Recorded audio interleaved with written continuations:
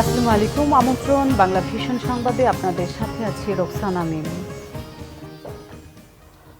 অন্তর্বর্তীকালীন সরকারের আরও ২ উপদেষ্টা শুভ্রদীপ চাকমা ও বিধান রঞ্জন রায় আজ শপথ নেবেন। রাষ্ট্রপতি মোহাম্মদ শাহাবুদ্দিন দুপুর ১২টায় বঙ্গভবনে সাবেক রাষ্ট্রদূত শুভ্রদীপ চাকমা এবং জাতীয় মানসিক স্বাস্থ্য ইনস্টিটিউটের সাবেক পরিচালক অধ্যাপক ডক্টর বিধান রঞ্জন রায়কে শপথ বাক্য পাঠ করাবেন। এ সময় প্রধান উপদেষ্টা নোবেল জয়ী ডক্টর মোহাম্মদ ইউনূস উপস্থিত থাকবেন। এর আগে গত ৮ আগস্ট অন্তর্বর্তীকালীন সরকারের প্রধান উপদেষ্টা ডক্টর মোহাম্মদ ইউনূস এবং ১৩ উপদেষ্টা শপথ নেন। এদিকে উপদেষ্টা ফারুকী আজম যুক্তরাষ্ট্র থেকে আজ রাতে দেশে ফিরবেন। তিনি সোম বা মঙ্গলবার শপথ নিতে পারেন। এই ৩ উপদেষ্টা গত বৃহস্পতিবার ঢাকার বাইরে থাকায় বঙ্গভবনে শপথ গ্রহণ অনুষ্ঠানে উপস্থিত থাকতে পারেননি। এদিকে নতুন প্রধান বিচারপতি করা হয়েছে সৈয়দ রেফাত আহমেদকে। বাংলাদেশের ২৫তম প্রধান বিচারপতি হলেন তিনি। দেশবরেণ্য আইনজীবী প্রয়াত ব্যারিস্টার সৈয়দ ইশতিয়াক আহমেদ ও জাতীয় অধ্যাপক শফি আহমেদের সন্তান। শনিবার রাতে প্রধান বিচারপতি হিসেবে তাকে নিয়োগ দেন রাষ্ট্রপতি মোহাম্মদ শাহাবুদ্দিন। এ বিষয়ে প্রজ্ঞাপন জারি করেছে আইন মন্ত্রণালয়। এতে বলা হয়েছে, সংবিধানের ৯৫-এর ১ অনুচ্ছেদে দেওয়া ক্ষমতা বলে রাষ্ট্রপতি মোহাম্মদ শাহাবুদ্দিন হাইকোর্টের বিচারপতি সৈয়দ রেফাত আহমেদকে বাংলাদেশের প্রধান বিচারপতি হিসেবে নিয়োগ দিয়েছেন। এই নিয়োগ শপথের তারিখ থেকে কার্যকর হবে। আজ প্রধান বিচারপতি হিসেবে তিনি শপথ নেবেন। দুপুর ১২টায় রাষ্ট্রপতি তাকে শপথ পড়াবেন। সৈয়দ রেফাত আহমেদ ২০০৩ সালে হাইকোর্ট বিভাগের অতিরিক্ত বিচারপতি হিসেবে নিয়োগ পান। ২০০৫ সালে হাইকোর্ট বিভাগের বিচারপতি হিসেবে তার নিয়োগ স্থায়ী হয়। আজ দেশে ফিরেছেন বিএনপির স্থায়ী কমিটির সদস্য সালাহউদ্দিন আহমেদ। দীর্ঘ ৯ বছর ভারত অবস্থানরত বিএনপির স্থায়ী কমিটির সদস্য সালাহউদ্দিন আহমেদ আজ দেশে ফিরছেন। ট্রাভেল পাস পাওয়ায় তিনি নয়াদিল্লি থেকে ঢাকায় আসছেন। হযরত শাহজালাল আন্তর্জাতিক বিমানবন্দরে সালাহউদ্দিন আহমেদকে বহনকারী ফ্লাইটটি দুপুর ২টায় অবতরণের কথা রয়েছে। ২০১৫ সালে ১০ মার্চ রাজধানীর উত্তরা থেকে সালাহউদ্দিন আহমেদ নিখোঁজ হন। ৬২ দিন পর ১১ মে ভারতের মেঘালয়ের শিলংয়ে তাকে উদ্ধার করে স্থানীয় পুলিশ। ছাত্র জনতার গণ অভ্যুত্থানের পর নোবেল বিজয়ী ডক্টর মোহাম্মদ ইউনূসের নেতৃত্বে যাত্রা শুরু করেছে অন্তর্বর্তীকালীন সরকার। নবীন প্রবীণের এই সরকারের প্রতি আকাশচুম্বী প্রত্যাশা সিলেটবাসীর। প্রশাসনিক সংস্কার, অর্থনৈতিক গতিশীলতা, দুর্নীতি দূরীকরণের দাবি সুশীল সমাজ আর ছাত্র জনতার। আর দ্রুততম সময়ে একটি অংশগ্রহণমূলক নির্বাচনের দাবি সিলেটের বিএনপি নেতাদের। সিলেট থেকে দীপু সিদ্দিকের রিপোর্ট। গেল ৫ আগস্ট ছাত্র জনতার গণ অভ্যুত্থানের কাছে পরাজিত হয়ে প্রধানমন্ত্রীর পদ থেকে পদত্যাগ করে ভারত চলে যান আওয়ামী লীগ সভানেত্রী শেখ হাসিনা। অন্তর্বর্তীকালীন সরকারের প্রধান উপদেষ্টা বৈষম্য বিরোধী ছাত্র আন্দোলনের সমন্বয়কদের প্রস্তাবে প্রধান উপদেষ্টা হিসেবে অন্তর্বর্তীকালীন সরকারের দায়িত্ব নেন নোবেল বিজয়ী ডক্টর মোহাম্মদ ইউনূস। নতুন এই সরকার গঠনের পর থেকেই সিলেটবাসীর প্রত্যাশা ও প্রাপ্তির হিসাব করছেন। রাষ্ট্রীয় উচ্চ পর্যায়ে দুর্নীতিকে নির্মূল, অর্থ পাচার রোধ, মুক্ত গণমাধ্যম, রাষ্ট্রীয় দমন নিপীড়ন বন্ধ এবং আর কোনো স্বৈরাচার সরকার যাতে না আসে, এমন প্রত্যাশা সিলেটের ছাত্র জনতার। আমার দেশটাকে দুর্নীতিমুক্ত করেন, আমার দেশটাকে স্বাভাবিক করে তোলেন, তার থেকে চাওয়ার কিছুই নাই। সর্বোপরি আমার দেশটাকে দুর্নীতিমুক্ত করেন, আমার দেশের টাকা পাচারটা আপনি রোধ করেন।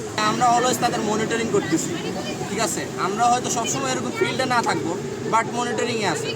তো যখনই দরকার হবে তখন আমরা আবার মাঠে থাকবো। সংবাদপত্র স্বাধীন, কে চুরি করে, কোন চোরটাকে, কোন মানে ডাকাতি করে, তারা দর্ত সংবাদপত্র আলায়। আর সংবাদপত্র ডিজিটাল আইন করে বন্ধ করে দেয়। দুর্নীতি দমনে দুদককে শক্তিশালী করা না গেলে ছাত্র জনতার গণ অভ্যুত্থানের সুফল আসবে না বলে মনে করেন সুশীল সমাজ। ইতিমধ্যে সীমান্তকে অরক্ষিত করে বিজেপি চলে আসছিল বিভিন্ন জায়গায়। সেক্ষেত্রে দ্রুততার সাথে সীমান্তকে সুরক্ষা দিতে হবে। চিহ্নিত দুর্নীতিবাজ ওরা আমি মনে করি জাতীয় শত্রু। এরা ৭১-এ যারা আমাদের স্বাধীনতা সংগ্রামে যারা বিরোধিতা করছে, প্রত্যেক তাদের সময় এরা জাতীয় দুশ্মন। আগেই এদেরকে আমাদের স্বাধীনতা সার্বভৌমত্ব এখন এই বুলুণ্ঠিত হয়ে গেল যদি এই অভ্যুত্থানটা না হতো। এদিকে ডক্টর ইউনূসের নেতৃত্বাধীন সরকারের কাছে প্রশাসনিক সংস্কার ও দ্রুত সময়ের মধ্যে নির্বাচনের দাবি বিএনপি নেতাদের। নির্বাচনবিহীন যে সরকার করার যে সংস্কৃতি দীর্ঘদিন চলে আসছে, সেইটার পরিবর্তন আসবে। গণতন্ত্র যেহেতু পুনরুদ্ধার হয়েছে, এখন আগামীতে এই দেশের মানুষ তার ভোটাধিকার প্রয়োগ করতে পারবে, তার ভবিষ্যতে যে নির্বাচন আসবে সেই নির্বাচনে তার ভোট দিতে পারবে। যত দ্রুততম সময়ের ভিতরে সবাইকে নিয়ে গণতন্ত্রের যে পূর্ব শর্ত নির্বাচন না দেওয়া যায়, অবশ্যই সব প্রতিষ্ঠানগুলোকে কিছুটা যে জঞ্জাল রয়েছে জঞ্জালগুলোকে ঠিক করে তার জন্য অতিরিক্ত সময় তো নেওয়া যাবে না।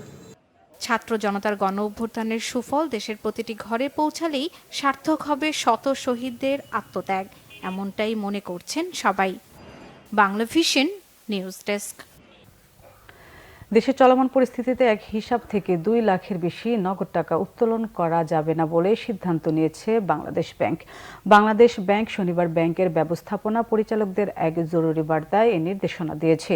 নির্দেশনা অনুযায়ী নিরাপত্তার কারণে শাখায় টাকা স্থানান্তর করতে সমস্যা হচ্ছে।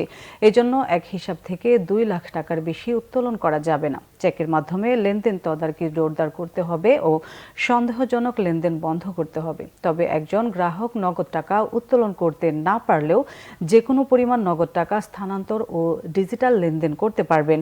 এই সিদ্ধান্ত আজ থেকে পুরো সপ্তাহ চলবে। এর আগে গত 7 আগস্ট থেকে নগদ টাকা তোলার সর্বোচ্চ সীমা ছিল 1 লাখ নির্ধারণ ছিল বাংলাদেশ ব্যাংক। আন্তর্জাতিক প্রসঙ্গ।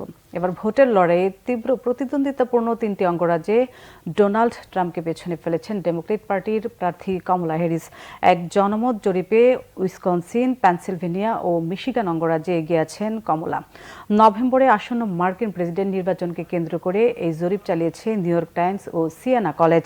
5 থেকে 9 আগস্ট পর্যন্ত চালানো জরিপে অংশ নিয়েছিলেন 1973 জন। শনিবার প্রকাশিত জরিপে ফলে দেখা গেছে ওই 3 অঙ্গরাজ্যে ট্রাম্পের চেয়ে 4 পয়েন্টে এগিয়ে রয়েছেন কমলা যেখানে 50 পয়েন্ট পেয়েছেন, সেখানে ট্রাম্পের পয়েন্ট 46। নির্বাচনে জো বাইডেন প্রেসিডেন্ট প্রার্থিতার দৌড় থেকে সরে দাঁড়ানোর পর এই প্রথম 3 অঙ্গরাজ্যে উচ্চ পর্যায়ে জনমত জরিপ চালানো হয়। মার্কিন নির্বাচনে কোনো দলের জয় পরাজয় অনেকটাই নির্ভর করে উইসকনসিন, পেনসিলভেনিয়া ও মিশিগান এই 3 অঙ্গরাজ্যের ভোটের ফলের উপর। এই ছিল এখনকার মতো। পরের সংবাদ বেলা 12টায় দেখার আমন্ত্রণ রইল। এছাড়া বাংলা ভিশন সংবাদ ও সংবাদ সংশ্লিষ্ট অনুষ্ঠান দেখতে ভিজিট করুন www.bpnews24.com ও facebook.com/banglavisionnews এবং সাবস্ক্রাইব করুন youtube.com/banglavisionnews। এতক্ষণ সাথে থাকার জন্য ধন্যবাদ।